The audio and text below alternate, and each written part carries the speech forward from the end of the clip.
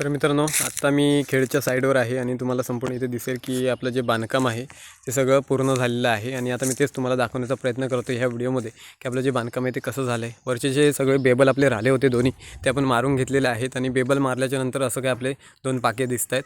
तर समोर आता आपल्याला पिलर ओतायचं काम आहे, त्याच्यामुळे आपण इथे आलेलो आहे. 4 पिलर आपल्याला ओतायचे. त्याच्या आधी मी तुम्हाला आतून सगळं दाखवतो की कशा पद्धतीने हे बांधकाम केलेलं आहे. तर आपला हा हॉल आहे आणि हॉलमध्ये तुम्हाला दिसेल की आपण जे बांधकाम कसं केलं आहे. 2 विंडो आपण दिले, इथे मोठी विंडो तुम्हाला दिसेल आणि ह्या साईडला समोर एक विंडो आहे आणि हा मेन डोर.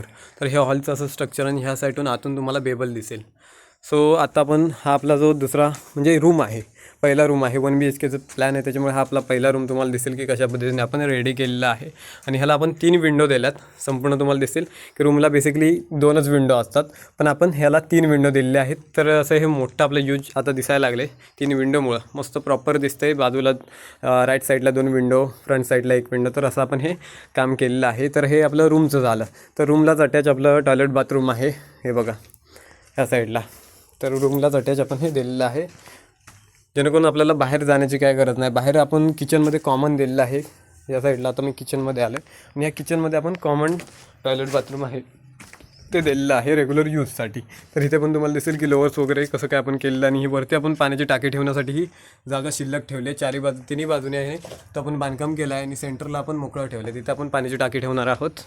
आणि हा जो आपला किचन आहे, तर किचनचं स्ट्रक्चर पण तुम्हाला दिसेल.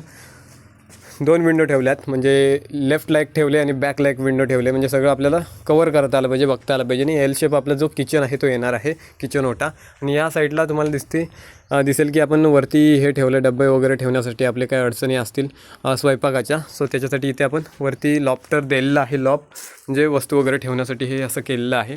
तर अशा पद्धतीने आपलं हे 2 BHKचं जे 1 BHKचं जे प्लॅन आहे ते आपण केलेलं आहे. गडबडीत थोडं जरा मिस्टेक होतं आहे, समजून घ्या. सो आता इथे बाहेर तुम्हाला सेफ्टी टँक वगैरे दिसून येईल की कसं केलं. इथे 5 ते 5.5 फुटाची आपण टॉयलेटच्या टाकीकडून जागा सोडून एक पडवी काढायचं पानचुलीचं प्लॅन आहे. ते पण मी तुम्हाला नेक्स्ट व्हिडिओमध्ये दाखवेन. जसं आपलं काम चालू होईल त्या पद्धतीने मी तुम्हाला दाखवण्याचा प्रयत्न करेन. तर चला मित्रांनो, ही व्हिडिओ इथेच आपण एंड करूया.